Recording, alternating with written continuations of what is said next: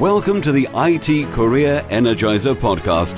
For anyone who wants to build and grow a career in IT, develop and improve your strengths and skills, be inspired and motivated by the successes of others, manage your career progression, and achieve your IT career goals. And now, your host, Phil Burgess.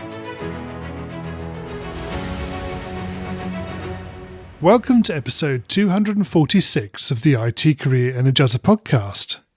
My guest on today's show has helped grow 7 startup companies from early stage development to going public or being sold, resulting in a total value of more than $3 billion.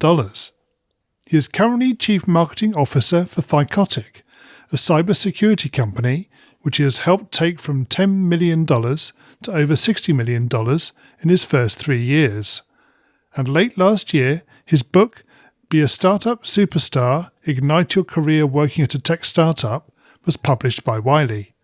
So welcome to the IT Career Energizer podcast, Steve Kahan. Great to be with you, Phil. Steve, maybe we can start by you telling us a little bit about your own experience with startups and where you got into the startup world. Sure. So as you mentioned, I'm now with my 7th startup, all of whom successfully sold or have gone public. That is not exactly how I started my career. I actually started my career going to work for a large corporation. And what I found very quickly is that the traditional path from school to climbing the corporate ladder could not only be high risk for my career, in many ways it felt like a death trap. And, I sort of recall my father telling me so many times when I was growing up, he'd say, Steve, get your degree, go to work for a large corporation, you work hard, they'll take care of you, and you'll have a great career.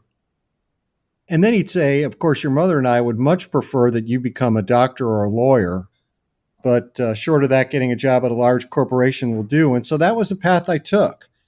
And I remember working for that large corporation, processing claims, looking at that pile of claims I had to process that day and staring at my bank statement, and was down to $50 in my bank account, and the student loans would eat my paychecks before they'd ever get a chance to hit my bank account. And I asked myself an important question, and that was, how could I earn a great living and love the work I do? And that took me to the startup world, and I've been there ever since and have loved every minute of it. So what was the first startup you joined, and how did that come about? When I decided to leave that large corporation, quite frankly, I made all the mistakes in the world. Subsequently, I've learned a lot of how to pick the winners. But I remember sort of looking for startup companies in and around the Midwest, which is where I was. And so I took a job at a company that was focused on changing the way applications were being developed at that time. And I was the first person hired in marketing. And it was an amazing experience because it gave me the opportunity to learn as much as you could ever imagine. Because if it was going to get done, I was going to be the one to do it. And I remember on my first day, I'll never forget it, I looked at the office next to mine, and there were people unplugging the copy machine, putting it on a dolly, and literally rolling it right out of the office. And I came to find out a few days later, it was because the company couldn't afford to pay for that copy machine.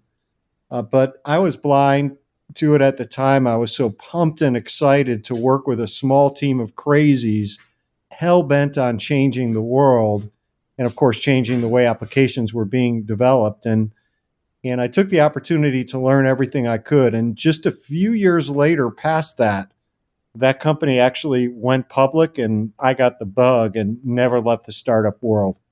Sure. So I presume they managed to purchase themselves a new coffee machine by then. Yes, that is very true. So why would you recommend to somebody who's obviously working in the tech world at the moment, why they should potentially move from a large corporation to a startup? First of all, maybe I could start by defining what a startup actually is. So according to the United States Small Business Administration, they would say that a startup company is a company that's been in business for under a year and is in the formative stages. But I think that actually paints a poor picture for what defines a startup. And Doug Irwin, a friend of mine, chairman of a venture capital firm and serial technology entrepreneur, he offers a far better definition. And he says that a startup is a company that operates like it's the last frontier for outlaws, a place where nonconformists can live, create, and sell their ideas. And to me, that's so cool because who doesn't want to be involved in that? It's sort of the place where you get to be the rough riding rebel running circles around the slow moving, bureaucratic, large organizations. So, first of all, a startup, it's a culture, it's a mindset. It is that team of crazies hell bent on changing the world. And for me, when you look at large corporations, you'll oftentimes find that they're burdened by incumbent mindsets. The barriers to advancement are high. You're typically hired into a pigeonholed, smaller role. And they're kind of like giant ships. They're hard to maneuver, they're slower to change. They tend to accept more of the status quo, have more bureaucracy. And contrast that to a startup. The startup is really an organization that's really a speedboat. It's darting around those giant ships. There's more innovation. It moves fast, tends to be more nimble. There's a better chance to move up quickly if you deliver. And certainly there's risk. There's more frequent change. There may be less training or certainly formally defined career paths. But if you're entrepreneurial and you like to have greater versatility in your role and access to the leaders in a company, without question, a startup is a place that you really ought to consider. I've often heard of organizations trying to create their own startup culture within a particular area within their business. Is that something you've ever been involved in yourself? Well, it's interesting that you say that because we partner with a lot of, at my current company, Thycotic, a lot of large organizations.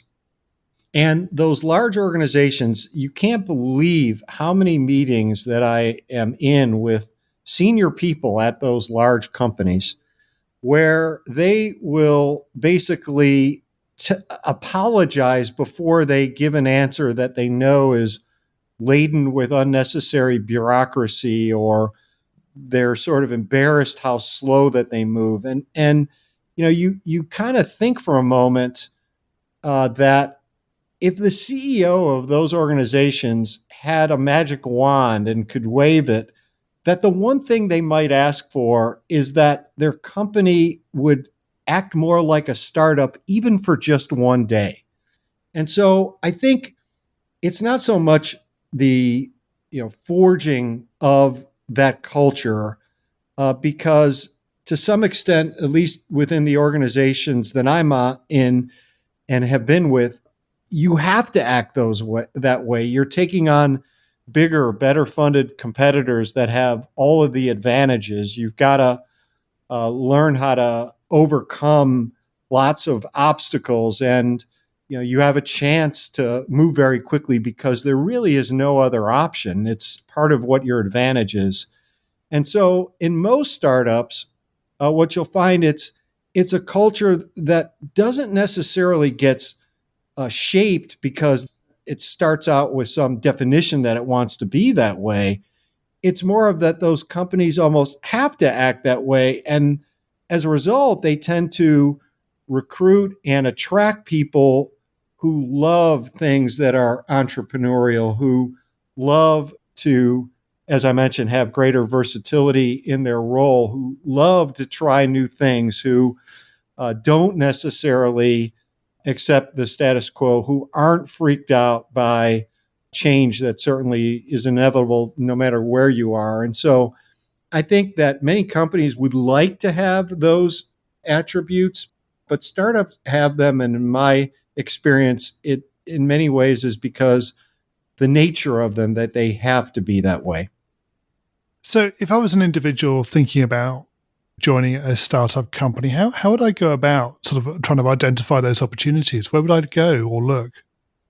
when you look at the opportunities, I mean, there's certainly a number of ways to look for, really good opportunities that are out there. And so what I'd like to do maybe is to share some ideas of where some of your listeners might go look for those opportunities, right? And so Yeah. me, I think first and foremost is that I would encourage your listeners to explore accelerators or technology accelerators. And accelerators exist in virtually every major city. And these tend to be application only programs that provide capital, mentorship, and educational opportunities to startups. So, one of the really cool things is that those companies associated with those accelerators oftentimes advertise their open positions right from those websites. And most people don't know that. And so, if you Google the accelerator in a particular city, you're going to find some hidden gems for jobs that you might not know about. Another way that I don't see enough people actually utilize is by engaging startup leaders online, right? And so, if you find companies that you're interested in, follow some of their leaders on social media, read their posts. When you see something interesting or something that you have questions about, reach out. And so, I've had a number of people, for example, reach out to me via LinkedIn Messenger as an example, and these are people oftentimes that want to sort of avoid the trial and error approach to growing their own career and want to be able to learn. And what you'll often find is you can bypass HR, you could go directly to those leaders. Don't be dissuaded if you don't hear from every one of them. They're busy people. But what you'll find more often than not is that those very same people they had many others that helped them along the way in their own careers, and they want to be able to pay it forward. And the key is just don't come across as salesy. If you are heartfelt and sincere in terms of looking to gain some career advice based upon the success that that other person has had, and then oftentimes what you'll find is then that leader will naturally transition that conversation back to you, where you could start to talk about yourself. And that opens you up to opportunities, not only within that organization, but with that person's network. So, two ways I think that are often underutilized that can really help you to find some great opportunities.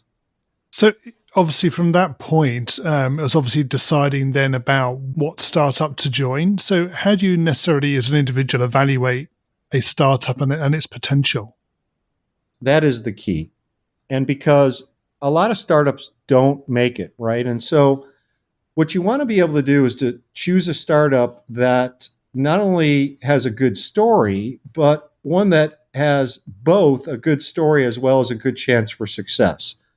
So if I would have been at maybe one or two that had really good exits, maybe I just would have been flat out lucky. But because it's been several, here's what I've learned. The first thing that I look for are quality people who share my values, right? And so people reflect the company's culture. And if you don't think you can respect, trust, and admire the management team that's involved, move on. And what you're looking for here is a solid team of leaders who rock your world. So that's the first thing that I look for. The second is a concept that fills a big market need. So you will find that buyers, particularly now more than ever, that they're not going to spend money on nice to have or should solve problems. They're going to spend money on must solve problems. And so you want to be able to suss that out. And in particular, by doing some Google research to see what the influencers and the analysts are writing about that market so that you can see that that market, in fact, is big enough. And don't be worried too much if you see that there's competition. In fact, it should worry you more if you see that there's no competition, because that might suggest that there isn't a market. Third thing that I look for is a great product that I believe in. And so to me, this is all about is, does that product or service, how does it resonate with you? Do you believe in it? Would you purchase, use, or recommend it? You want to choose a startup where you can go to work every day with a passion for what the company creates, and in particular, your role in creating it. So if you can't get behind that product, that service with enthusiasm, move on. And then finally, that the startup is well funded. So naturally, you want to choose a startup that has a long enough runway to get off the ground. What you want to make sure is that it is properly capitalized so you have the best chance for growth and stability. I make sure that all of those boxes are checked. And if you do, odds are you'll have a good shot that you have selected a company that can break out and succeed.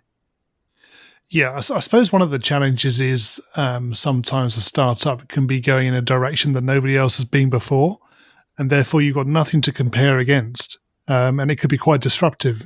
So I suppose there's an element of risk when you look at some companies and or startups and where they're going. There's an element of risk, but what you'll find is that even some of the startups that seem like they're in completely new directions, that upon further review, you'll find that there may be some new aspects to it, but there are analogies, corollaries that you could see from other industries or other examples, that what you'll find is that sometimes what seems so terribly new actually really is not quite as new as you might have thought at first blush.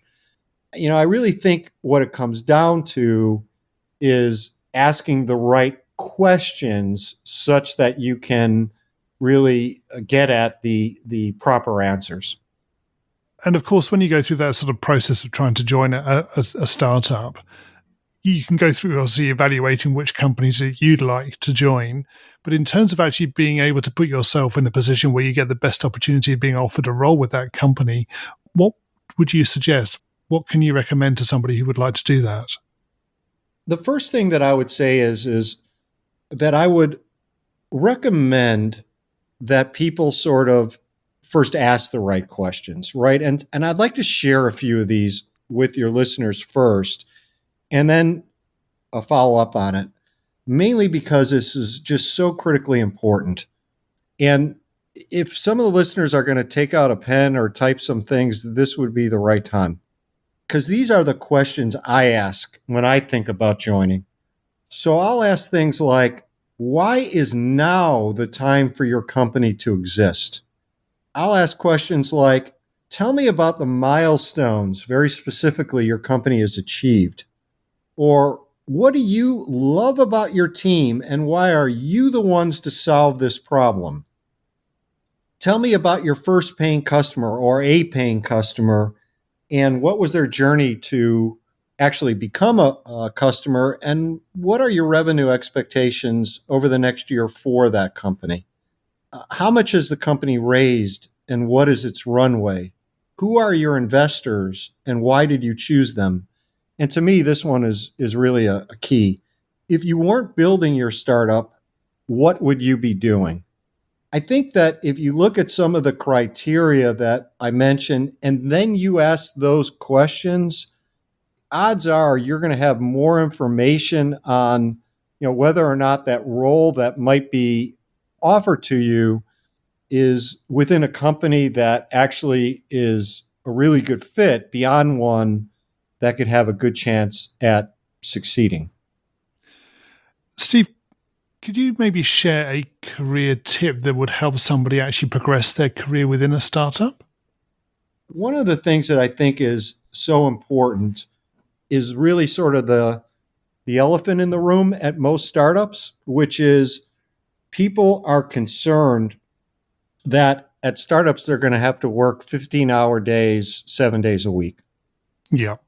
That is never good, right? And so what I've learned, and probably one of the biggest career tips that I would give, because I'm kind of a workaholic. I mean, that's in my DNA. But I didn't start out this way, but I learned early on how to protect my calendar such that I could have sort of I don't even like to use the phrase work-life balance. I use work-life harmony, mainly because I think that things ebb and flow and there's not a right and wrong answer. And so the tip that I would offer essentially is this, is that go take a look at your calendar right now. And if you're opening up your calendar now, is the most important item on your calendar you? Are you priority number one? Does your calendar reflect this?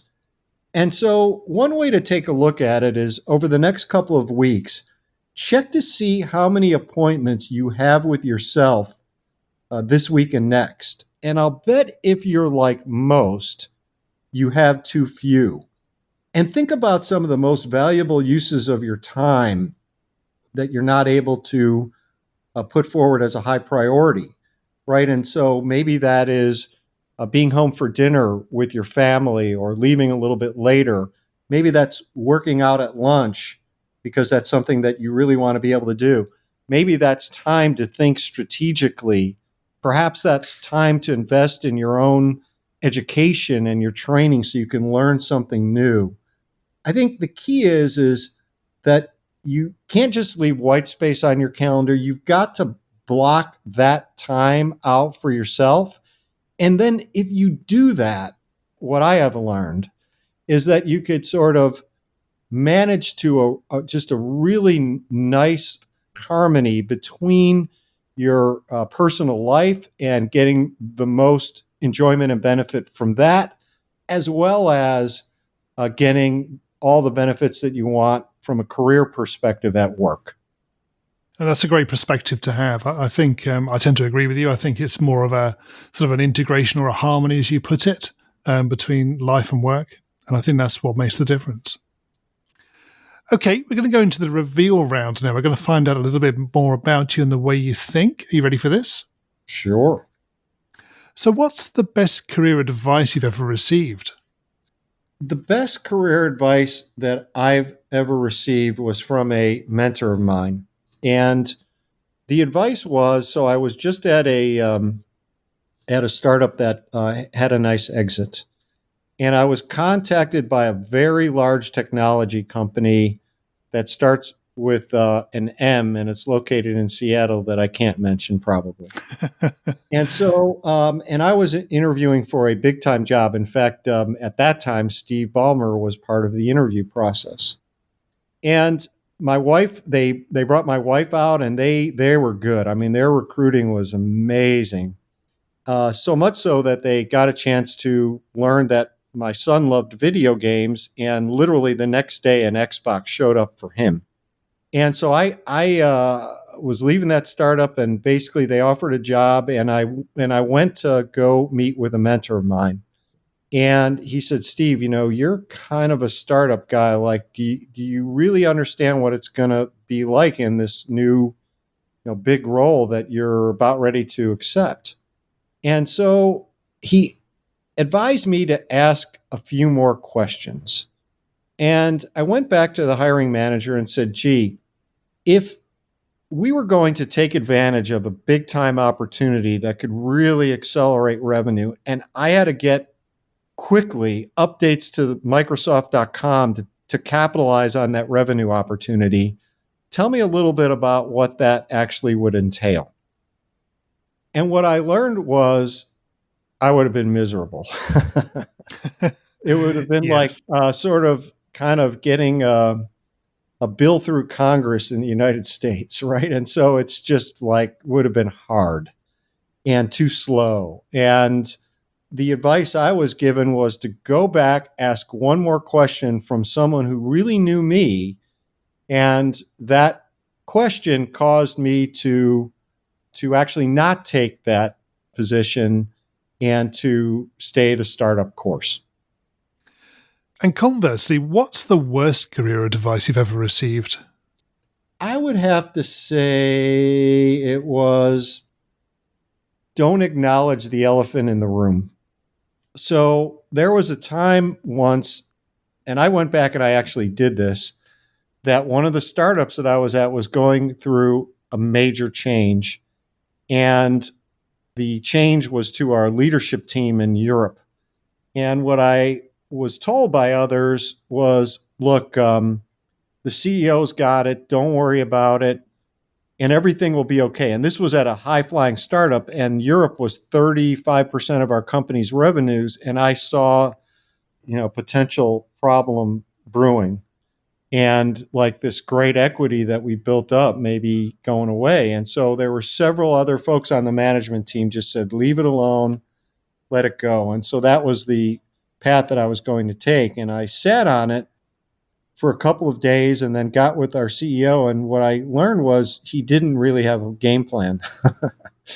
And so the advice I was given was to sort of not acknowledge the elephant in the room, leave it alone, assume people have things and that they're well under control. And I just asked a simple question, and I found out they actually weren't. And then I was able to quickly work with the CEO and actually volunteered to be part of the solution and help get everything back on track and actually better. And so, I think a lot of times when you just kind of go with the flow or advise to do that, because it seems like perhaps there's less pain associated with doing it. Maybe you're not confronting reality, maybe the way that you might, that unlike fine wine, those challenges and problems rarely get better. And so I think actually taking a different course was very helpful to not following a path that could have gotten us in trouble and actually taking us on a path that took us to more success. So, Steve, if you were to begin your career again in today's world, what would you do? I'd go right to the startup world right out of college. And there's a lot of people not doing that. And I will tell you why. The reason for this is, first of all, if you are in college and a lot of people that, for example, a friend of mine, Josiah Sternfeld, he's a professor at the University of Texas McCombs School of Business. And he asks his students where they plan to work once they graduate. And the overwhelming majority say a large corporation. And when those students think startups, the way that they think about it is they think about it as like, well, okay, that means I got to start something up. I've got to be Mark Zuckerberg. I'm not Mark Zuckerberg. In spite of the fact, just in the United States alone, there's 46,000 startups today, right? And there was a survey recently done of startup CEOs, and the number one issue keeping them up at night is hiring good people. Not growing revenue, not acquiring customers, not gaining access to more capital, actually hiring good people. And so I think that if you consider sort of these smaller companies, a lot of people think that they're more risky. I'd submit that they actually are probably no more risky in many cases than large corporations where they do rifts and layoffs and stuff all the time like that. And the reason for all of that advice is twofold. First is that if you look at these organizations, the world pays for deep, deep knowledge. And then you could broaden out your general knowledge. And so if you want to put yourself, at least from a financial perspective, into a position where you can maximize your income, you have an opportunity, typically because there are less people at startups, if you're willing to go for it, to have an opportunity to sort of be a sponge and to take on many more things in your particular domain than oftentimes what you might within a large corporation. That's one. The second reason is if you're fortunate enough to get stock options, that is really the game changer. And here's why I say that, is that if you look at most investments, say you invest in the stock market. Now, obviously, the stock market right now is pretty goofy, but you could do all the research in the world and you really don't know the people and the companies that you're investing in. Now, granted, you can make smarter decisions than others. But what I've found is that, like, as you get older, a funny thing happens. You start making more money, but as you start making more money, you start spending more too. So you get married, you have kids, you buy a car, you buy a house, right? And so it's really hard to get ahead.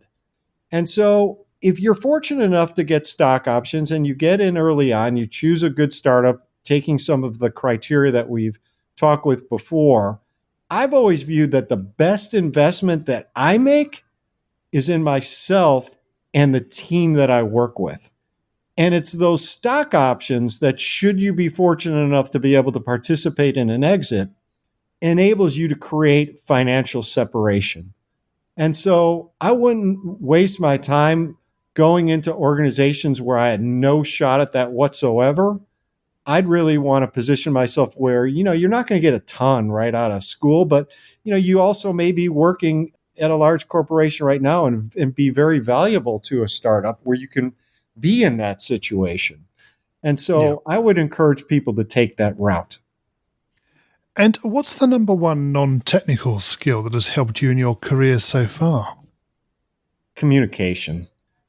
Even if you are super technical, if you look at the super techies who are also great communicators, those people tend to be amazingly successful, at least in the people that I've been around with, and they're rare as well.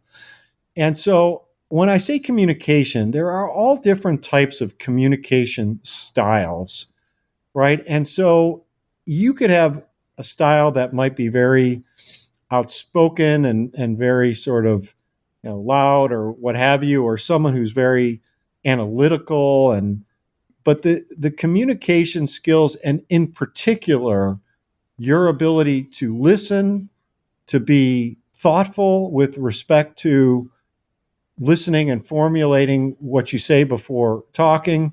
But I think that communication skills, you might think are like maybe better than what they are, but they're just not. And those communication skills now extend to communication vehicles. So, for example, in technology like Slack or communication via email or text, that's communicating too. And so, like, if you're texting with executives and it's misspelling after misspelling, or you're constantly replying to all, even though you might be communicating very directly with only a person or two, that's communication too, right? Or if you're perhaps choosing not to respond, which a lot of people sometimes do, and maybe don't err on the side of responsiveness, or get back to people and say, look, I can't get back with you now, but I can at this time. All of that is communication as well. And so to me, I think that is a skill that's just so critically important to hone and to become good at. Yeah, I think it goes to the central point about that all these organizations, whether they're large corporates or startups, is all about the people. And without the communication skills, those organizations do not work. Absolutely. And, even when you're communicating and you might feel great empathy, but if you don't say it, no one will understand that empathy. Or one of the lost arts of communication, that to me, this is unfortunate, is the simple act of saying thank you. People don't do it enough, right? And so I try to make a habit of it, whether it's in virtually every email that is appropriate or what have you. Please, thank yous, they're in short supply, and people want to be appreciated and communicate. And you don't have to be. You might say, "Well, gee, I don't get that from my boss." You could start that at any level. That's a part of the communication, at least that I'm referring to. Well, this podcast is called the IT Career Energizer. How do you keep your own career energized? I keep my career energized by constant learning. And I love it, right? And so, and this is not someone creating a training plan for me. I can't remember. In fact, I'm trying to get in my mind's eye. I don't think I've ever had a formal training plan that's been created for me. And honestly, I wouldn't want one. And so the bottom line is my deep domain of expertise, I've got a pretty general one from a management perspective, but is marketing. And if you look at what marketing was when I got started 30 years ago, or even 3 years ago, versus what it is now, right? And so marketing today, as an example, is very financial. It's about the metrics. I mean, you've got to have the numbers down pat. And it wasn't always that way, right? And so staying on top of kind of the latest of what's going on in your field, trying to learn about what's going on in other industries or other fields that might be perhaps applied to your unique situation, I think is so important. And it's partly what keeps me invigorated, because I want to try new things. I want to have the opportunity to break the mold, to change the game, to maybe deliver a little bit of a better result than perhaps what some of my competitors are doing. And that really comes with a constant eye to what's new, what could I learn, how can I get better, as well as the team that I work for, constantly, at least in my case, buying them books, sending really cool new articles on interesting topics, discussing things like that, where it's just not necessarily just all the current objective that we're focused in on. That's the type of stuff that keeps me refreshed and energized. And what do you do in your spare time away from the tech startup world? I paddleboard quite a bit. I'm actually talking to you from overlooking Galveston Bay in Texas right now. I recently started taking Cessna pilot's lessons, and I've taught myself extremely poorly how to play guitar. In fact, a lot of people can't recognize the songs that I'm playing other than me, but they sound great in my mind's eye. And Steve, can you share with us a final story about what it's like inside a high-flying startup? One story I would share is I remember when I joined a cybersecurity startup company, and the CEO organized a meeting with the company's leadership where I'd learn about the big challenges facing the company. And these were challenges my new team and I would be responsible for solving. And when I heard them, some, I think, may have viewed those challenges as insurmountable because we were taking on some big competitors that had all the advantages. But I knew that successfully solving for those challenges would ultimately determine the fate of the company. And so I went back, and my new team and I went to work. And I'll never forget how they stepped up, how incredibly hard they worked, the amazing creativity and enthusiasm they brought to the table every day. We delivered a new marketing plan for the company in 90 days that changed the game and put our competitors into positions they couldn't defend. We launched that plan at lightning speed and did it well and put the company on a much more successful course. And it was so cool to see the entire organization align around that plan. And it was at that point we knew that the market was ours for the taking. And it turns out it was an incredible 5-year ride, and not one single day felt like work. And now, incredibly, about 16, 17 years after that company successfully exited, so many of us descend on Houston, Texas from all over the world every year at annual reunion parties. And all we could do is reminisce how awesome it was to be part of something so special. We learned so much, and we created bonds that will last the rest of our lives. That's what it's like, and certainly a great scenario and memory I'll never lose for the rest of my life. Yeah, I'm sure. Yes. Obviously, we touched on it at the beginning of the show, but can you tell us a little bit about your book, Be a Startup Superstar? Yes. So Be a Startup Superstar. It's a book that is focused on helping people understand why you should choose a startup, how to find and land a job at the best startup, and under what I call 7 keys to the C-suite, 35 actions, attitudes, and behaviors one must have to maximize success at a startup.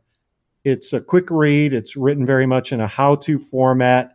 You could buy that book wherever books are sold online, or going to the book's website, which is beastartupsuperstar.com. Great. And finally, where can we find out more about you and connect with you? Well, you could go right to beastartupsuperstar.com and connect with me directly. I'd love to hear from your listeners, particularly if they have questions or comments on the book. I respond to every one of them. Steve, thank you so much for joining me on the podcast today. It's been great chatting with you. It's been wonderful being with you, Phil. Thank you. Hi, Phil here again. Well, I hope you enjoyed my conversation with today's guest. You can find full show notes on the website at itcareerenergizer.com/e and the number of the episode you've been listening to. If you haven't already subscribed to the show, please make sure that you do so that you get episodes automatically downloaded to your device every Monday. Thanks for listening and have a great week. Thanks for listening to the IT Career Energizer podcast. To find out more about building a successful career in IT, visit itcareerenergizer.com.